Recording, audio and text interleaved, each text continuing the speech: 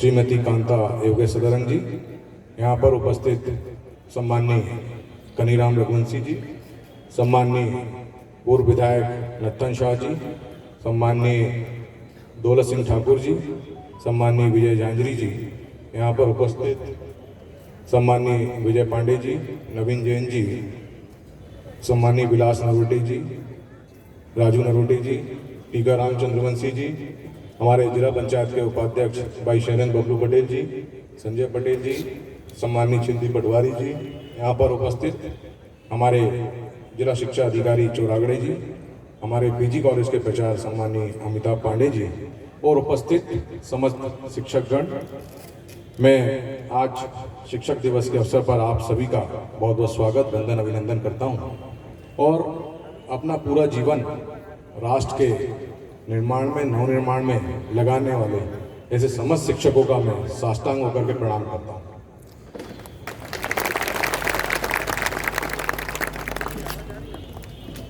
आज शिक्षक दिवस के अवसर पर यह सम्मान का कार्यक्रम शिक्षकों के लिए आयोजित किया गया है।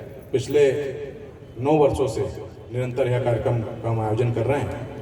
मुझे लगता है कि शिक्षकों के सम्मान में यह बहुत छोटी चीज़ है। जिस तरीके से आप लोग हमारे आने वाली पीढ़ी को तैयार करते हैं, हमारे संस्कारों से, हमारी संस्कृति से, हमारे देश के लिए बच्चों को जो आप शिक्षा देते हैं, निश्चित तौर पर इससे हमारे देश की प्रगति की ओर आगे बढ़ रहा है। आज शिक्षक दिवस के अवसर पर मैं समस्त शिक्षकों को बहुत बहुत आभार व्यक्त करता हूं कि आपने जो अपना जीवन, चाहे कई विपरीत परिस्थितियां रहती है, बहुत विपरीत परिस्थितियों के बाद भी आप अपने निरंतर कार्य में लगे रहते हैं, कभी आप अपने कर्तव्य से पीछे नहीं हटे हैं। ऐसा कार्य करने वाले समस्त शिक्षकों का मैं बहुत बहुत आभार व्यक्त करता हूं। आप सभी का बहुत बहुत धन्यवाद करता हूं। आज फिर से आप सभी को बहुत बहुत शुभकामनाएं। आप सभी का बहुत बहुत धन्यवाद। बहुत बहुत धन्यवाद देते हैं माननीय विवेक बंटी साहू जी को।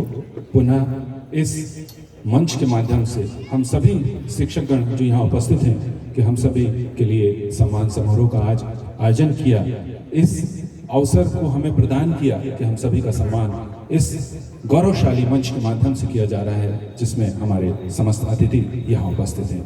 एक बार पुनः हृदय से आभार, बहुत बहुत धन्यवाद हमारे विवेक बंटी साहू जी को। और इसी क्रम में हम आगे बढ़ रहे हैं और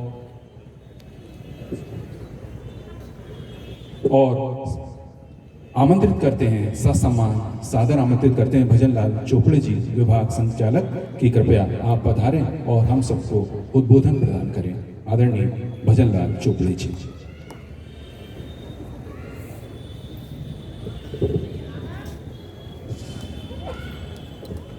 प्रथम वंदनीय समस्त गुरुजन, मातृशक्ति एवं सम्मानित मंच, आज हम ऐसे लोगों का सम्मान करने के लिए यहाँ एकत्रित हुए हैं जो राष्ट्र निर्माण में महती भूमिका लगाते हैं तथा समाज जो है उनसे अपेक्षा भी रखती है कि वे भविष्य का भारत ठीक तरीके से गढ़े। इसलिए हमारे शिक्षक बंधु न केवल हमारे केवल शिक्षक हैं, बल्कि भविष्य दर्शता भी हैं, भविष्य के निर्माणकर्ता भी हैं और हमारी आने वाली पीढ़ी के निर्माता हैं। इन्हीं के द्वारा देश के राष्ट्रपति, प्रधानमंत्री, मुख्य सचिव, मुख्य न्यायाधीश, ऐसे सारे पदों को बनाने के लिए इनकी महती भूमिका होती है और इसलिए इनका जो योगदान रहता है उसे किसी भी दृष्टि से हम कम नहीं कर सकते। पर एक और जहाँ पर इस प्रकार की स्थिति है कि शिक्षक राष्ट्र निर्माण में लगा रहता है, ये एक ऐसी नौकरी है जिसमें 24 घंटे हमको अपने व्यवहार, आचार, विचार की दृष्टि से हम शिक्षक हैं इसका भान रहते हुए उस प्रकार का और हमारा जीवन जीने की एक आदत शिक्षक में पड़ जाती है और समाज का नज़रिया जो देखने का है शिक्षक के प्रति, वो केवल एक फीस दे करके या बिना फीस के भी विद्यार्थी को उनके सुपुर्द लगा देना, पढ़ना इस प्रकार का नहीं रहता, बल्कि हर सुख दुख में शिक्षक के प्रति बड़ी आत्मीयता और आशा भरी निगाह से समाज जो है देखता है। खासकर हमको मालूम है ऐसी अभी महामारी आई, इस महामारी में भी हमने देखा होगा कि हमारे बहुत सारे लोग जो हैं इस असमय काल के गाल में चले गए, परंतु इस भापा दौड़ में ग्रामीण अंचल से लेकर के शहर में सब जगह शिक्षक का मनोबल, शिक्षक का आशीर्वाद, शिक्षक से हमको कुछ प्रेरणा मिलेगी, इस प्रकार की आम समाज में धारणा रहती है और इसका फलीभूत रूप हमने देखा भी है निश्चित रूप से। और इसलिए मेरा निवेदन है कि एक और हम शिक्षकी कार्य तो करते ही हैं, परंतु समाज के अनुरूप समाज को मार्गदर्शन करना, समाज को सही दिशा में चलना और समाज की बुराइयों को कम करने का जो दायित्व है उसको भी निभा हमको करना पड़ता है। और इसलिए ऐसी भीषण महामारी जो शायद अब कुछ जाने को है, परंतु हम इसको हल्के से न लेकर के निश्चित रूप से इस महामारी को एक चुनौती के रूप में लेंगे। भगवान न करे तीसरी लहर आए, पर यदि आती है या नहीं भी आती तो भी हमको शिक्षक होने के नाते, क्योंकि समाज आज भी भारतवर्ष की शिक्षक की बात को बहुत गंभीरता से लेते हैं, गंभीरता से सुनते हैं।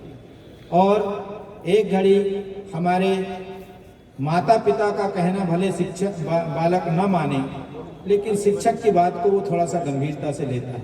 न केवल वो लेता है बल्कि उसके अभिभावक भी लेते हैं और बड़े बुजुर्ग से लेकर के सारे लोग जो हैं गंभीरता से उसको लेते हैं। इसलिए इस महामारी के काल में हमारा जैसे अभी संघ की ओर से आरोग्य मित्र प्रशिक्षण चल रहा है, उसमें भी बारीकी और सावधानी रखना, स्वच्छता रखना, इसके लिए जगह जगह प्रशिक्षण कर रहे हैं। मेरा निवेदन है कि समाज आपकी बात को मानता है और इसलिए आपका एक इशारा या आपका जो मार्गदर्शन है हम अच्छे कामों में लगाएं।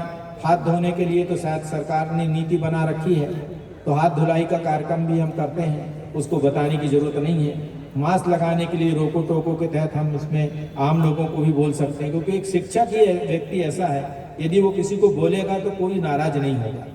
और इसलिए हमारा परम दायित्व हो जाता है इस भीषण महामारी में कि हम जनता को सही दिशा दिखाएं और उनको सही मार्गदर्शन दें। मास्क लगाने से लेकर के डिस्टेंस और सारे प्रोटोकॉल के साथ ही स्वच्छता की ओर हम ध्यान देंगे। और जो आने वाला समय है वो यदि तीसरी लहर आती है तो निश्चित रूप से हमको बहुत सारी चीज़ों की जानकारी भी चाहिए, और जो शिक्षक के पास रहती है घबराहट को कम करने की दृष्टि से लोगों को ठीक गति दे करके, ताकि अस्पतालों में भीड़ ना हो। और घरेलू उपचार, मातृशक्ति यहाँ पर बहुत बड़ी बैठी है।